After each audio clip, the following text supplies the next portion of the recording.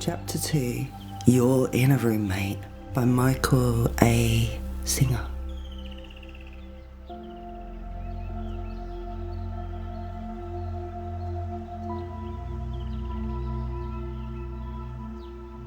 Your inner growth is completely dependent upon the realization that the only way to find peace and contentment is to stop thinking about yourself.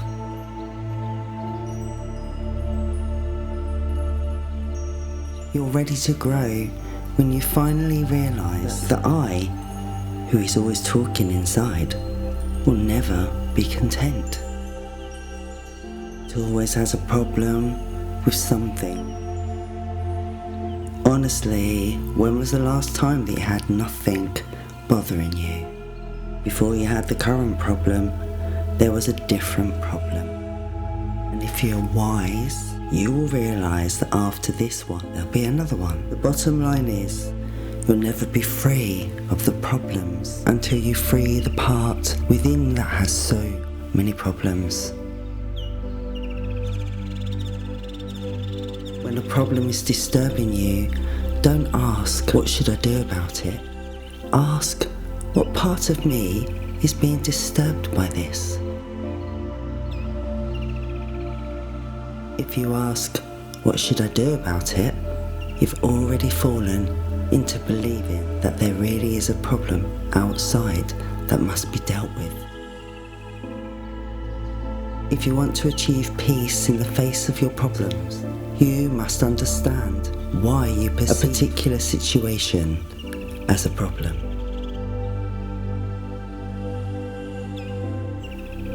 If you're feeling jealousy, instead of trying to see how you can protect yourself, just ask, what part of me is jealous? That will cause you to look inside and see that there's part of you that's having problems with jealousy.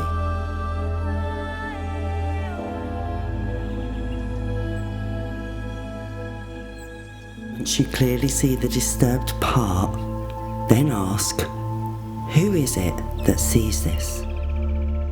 Who notices this inner disturbance? Asking this for a solution to your every problem. The very fact that you can see the disturbance means that you're not it. The process of seeing something requires a subject-object relationship. The subject is called the witness because it is the one who sees what's happening. The object is what you are seeing, in this case the inner disturbance. The act of maintaining objective awareness of the inner problem is always better than losing yourself in the outer situation. This is an essential difference between a spiritually minded person and a worldly person. Worldly doesn't mean that you have money or stature. Worldly means that you think the solution to your inner problems is the world outside.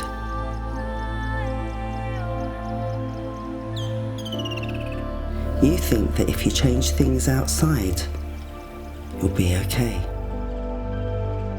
Nobody has ever truly been okay by changing things on the outside. There's always the next problem.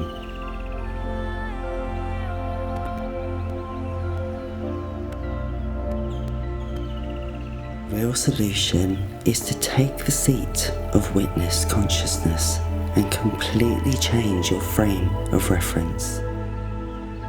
To attain your true inner freedom, you must be able to objectively watch your problems instead of being lost in them. No solution can possibly exist while you're lost in the energy of a problem.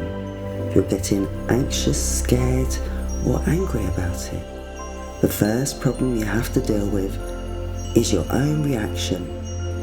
You will not be able to solve anything until you know how the situation affects you inside. Problems are generally not what they appear to be. When you get clear enough, you will realize that the real problem is that there is something inside of you that has a problem with almost anything.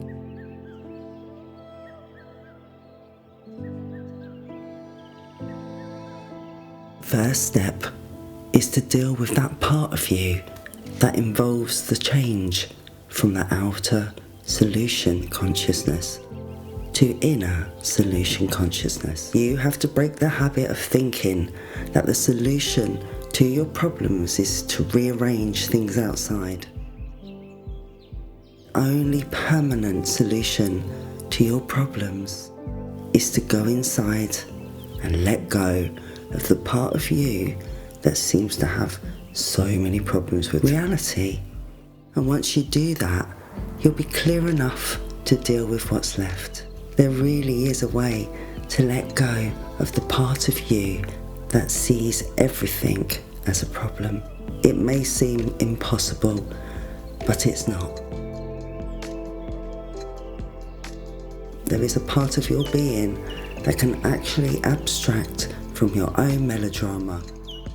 Start by watching. Just be aware that you are aware of what's going on in there. It's easy. You can watch yourself be jealous or angry. You don't have to think about it or analyze it. You can just be aware of it.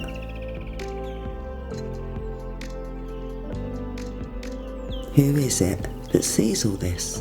Who notices the changes going on inside? When you tell a friend, every time I talk to Tom, it gets me so upset. How do you know that it gets you upset? You know that it gets you upset because you're in there and you see what's going on in there. There's a separation between you and the anger or the jealousy. You are the one who is noticing these things. And once you take the seat of consciousness, you can get rid of these personal disturbances. And what you'll notice is that you're watching a human being's personality with all its strengths and weaknesses. It's as although there's someone in there with you. You might actually say you have a roommate.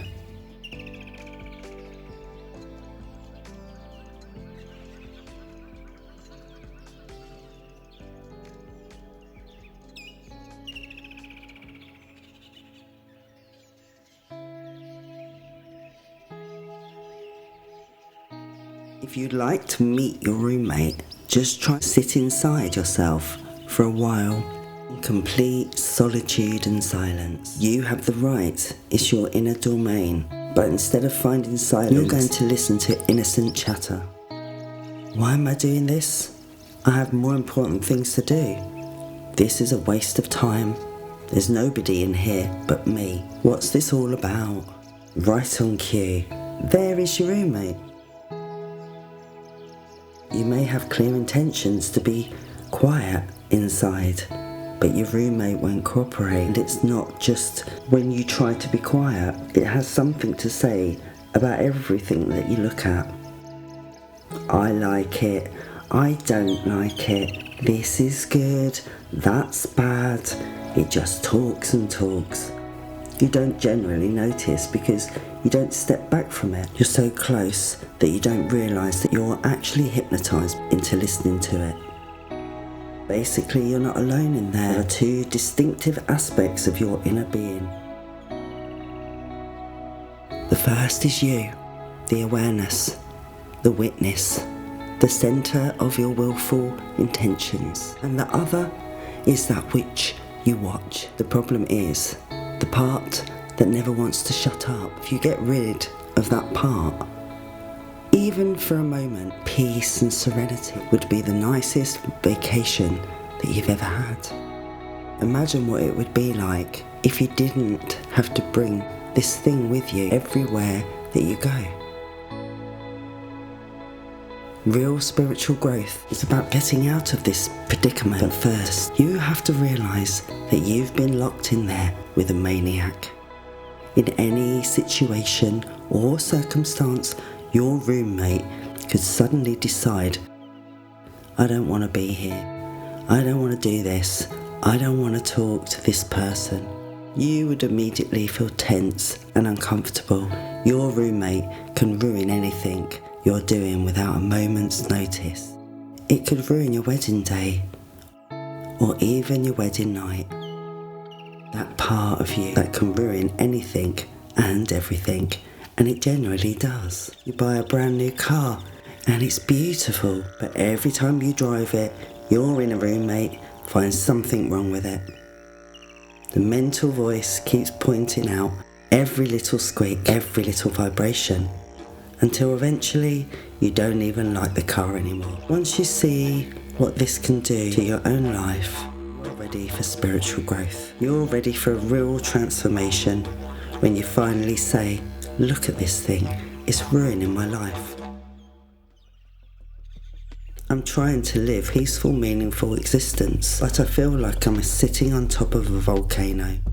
Any moment, this thing could decide to freak, close down and fight with what's happening. One day it's like someone, and the next day it decides to pick on everything they do. My life is a mess just because of this thing that lives in here with me to make a melodrama out of everything.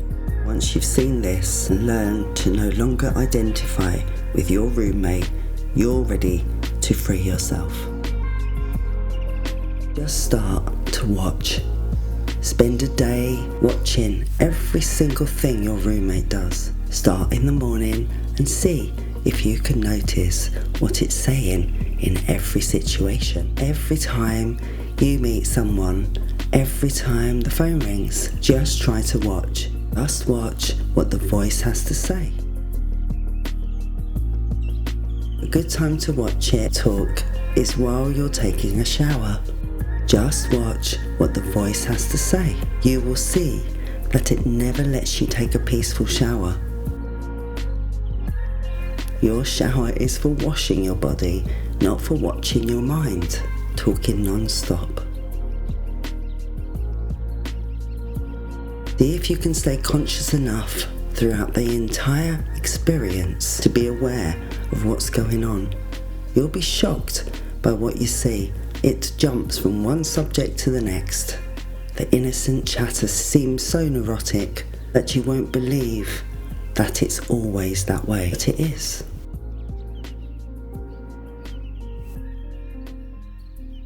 You have to watch this if you want to be free of it. You don't have to do anything about it, but you have to get wise to the predicament that you're in. You have to realise that somehow you've ended up with a mess in a roommate.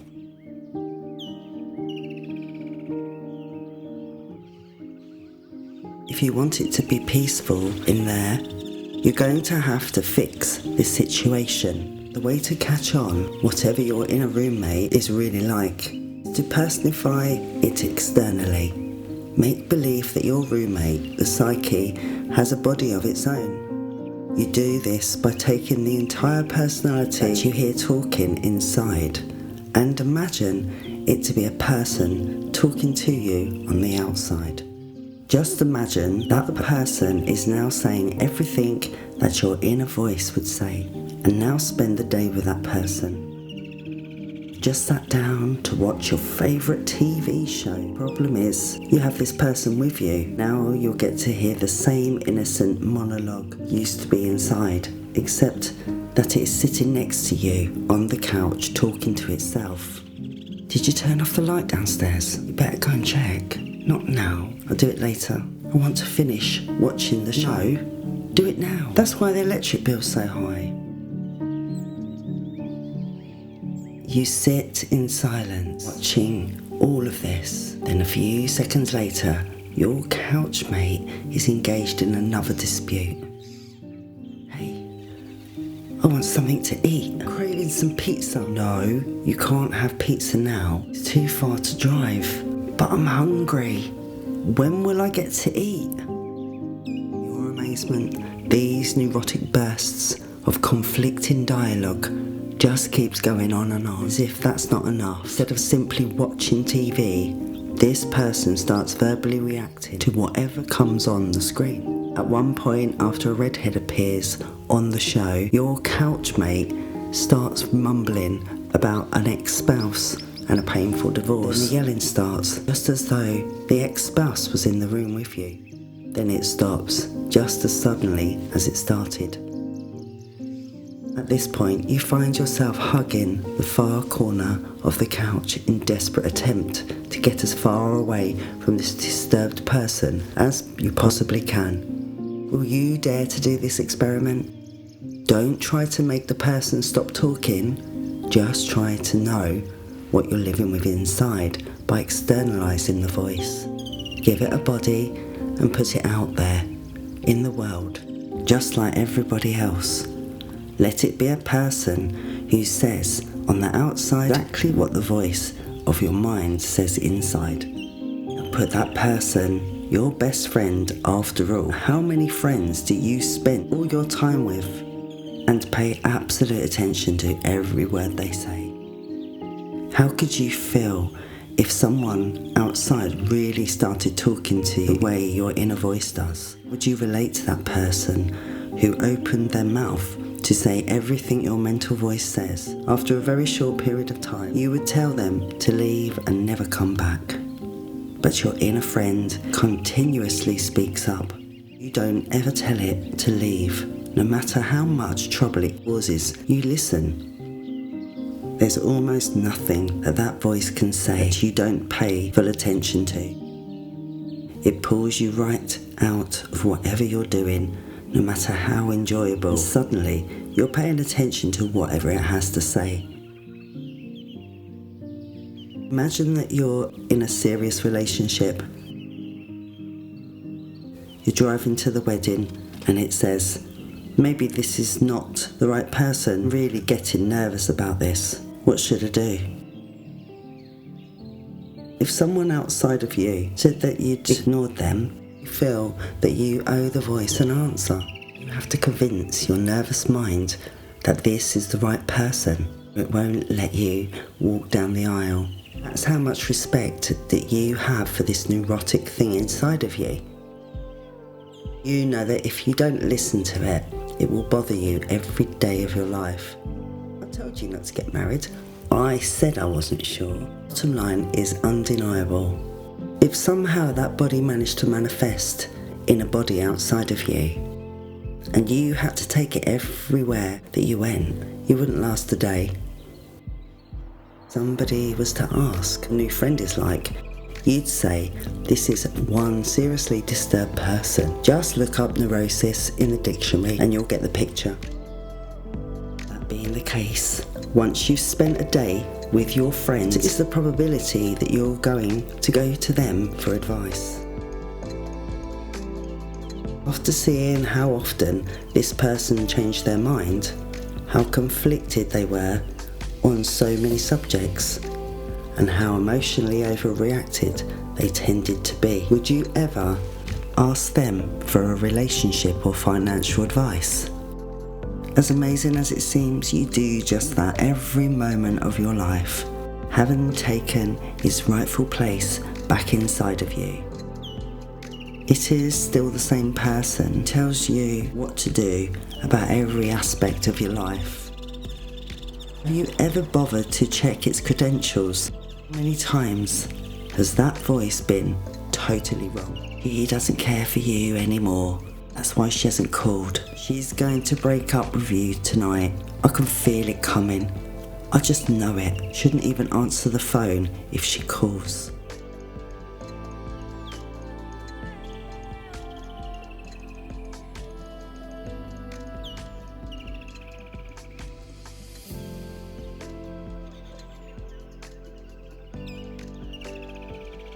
After 30 minutes of this, the phone rings and it's your girlfriend, and she's late because it's your 1 year anniversary. You're preparing for the surprise dinner. It was definitely a surprise to you since you'd completely forgotten the anniversary.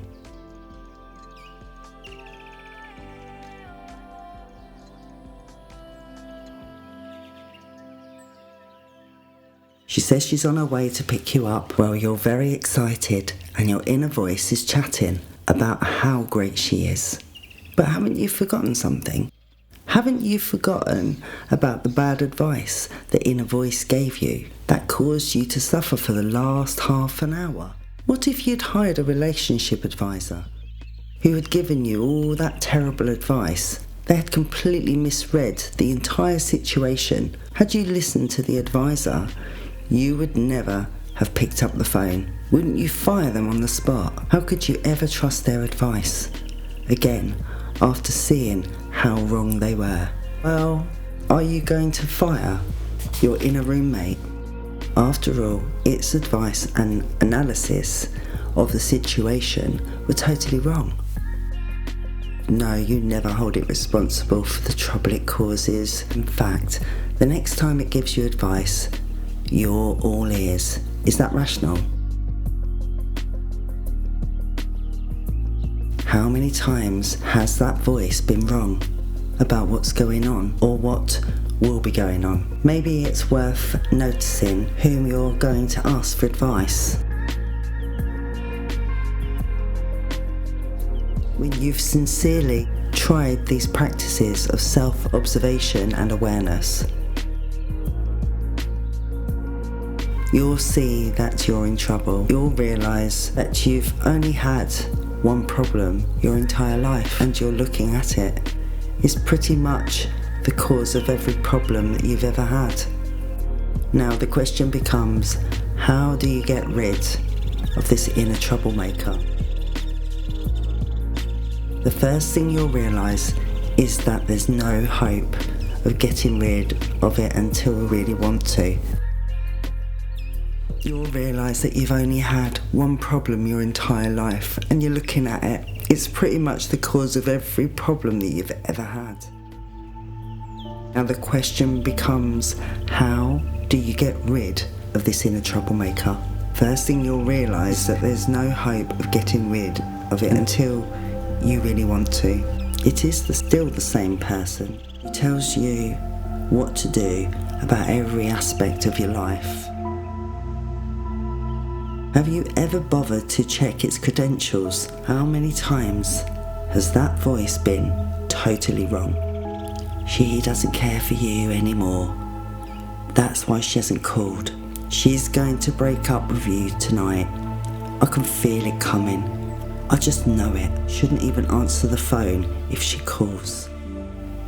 Now after 30 minutes of this, the phone rings and it's your girlfriend, and she's late because it's your 1 year anniversary and you're preparing for the surprise dinner. It was definitely a surprise to you since you'd completely forgotten the anniversary. She says she's on her way to pick you up. Well, you're very excited and your inner voice is chatting about how great she is. But haven't you forgotten something? Haven't you forgotten about the bad advice the inner voice gave you that caused you to suffer for the last half an hour? What if you'd hired a relationship advisor who had given you all that terrible advice? They had completely misread the entire situation. Had you listened to the advisor, you would never have picked up the phone. Wouldn't you fire them on the spot? How could you ever trust their advice after seeing how wrong they were?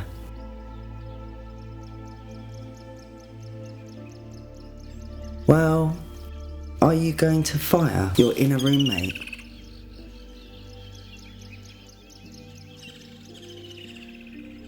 After all, its advice and analysis of the situation were totally wrong. No, you never hold it responsible for the trouble it causes. In fact, the next time it gives you advice, you're all ears. Is that rational? How many times has that voice been wrong? What will be going on? Maybe it's worth noticing whom you're going to for advice. When you've sincerely tried these practices of self-observation and awareness, you'll see that you're in trouble. You'll realise that you've only had one problem your entire life, and you're looking at it. It's pretty much the cause of every problem that you've ever had. Now the question becomes, how do you get rid of this inner troublemaker? The first thing you'll realise is that there's no hope of getting rid of it until you really want to. You'll realise that you've only had one problem your entire life, and you're looking at it. It's pretty much the cause of every problem that you've ever had. Now the question becomes, how do you get rid of this inner troublemaker? First thing you'll realise that there's no hope of getting rid of it until you really want to. Until you've watched your roommate long enough to truly understand the predicament that you're in. When you've sincerely tried these practices of self-observation and awareness, you'll see that you're in trouble. You'll realise that you've only had one problem your entire life, and you're looking at it. Pretty much been the cause of every problem that you've ever had. Now the question becomes, how do you get rid of the inner troublemaker? The first thing that you'll realise is that there's no hope of getting rid of it until you really want to, till you've watched your inner roommate long enough to truly understand the predicament that you're in. You really have no basis for practices that help deal with your mind. Once you've made a decision to free yourself from the mental melodrama, you are ready for teachings and techniques. You will now have a real use for them. You will be relieved to know you're not the first person to have this problem. There are those who have gone before you and found themselves in the same situation. Mastered this field of knowledge. They were given teachings and techniques such as yoga, which is created to help in this process. Yoga is not really about getting your body healthy, though it does that too. Yoga is about the knowledge that will help you out of your predicament, the knowledge that can free you. And once you've made this freedom of life, there is a spiritual practice that can help you. These practices are what you do with every time in order to free yourself, your psyche. You do this by setting the direction of your life, and when you're clear and you're not letting this wavering mind deter you, you will be stronger than the habit of listening to that voice. There's nothing that you can't do. You will supreme over all of this.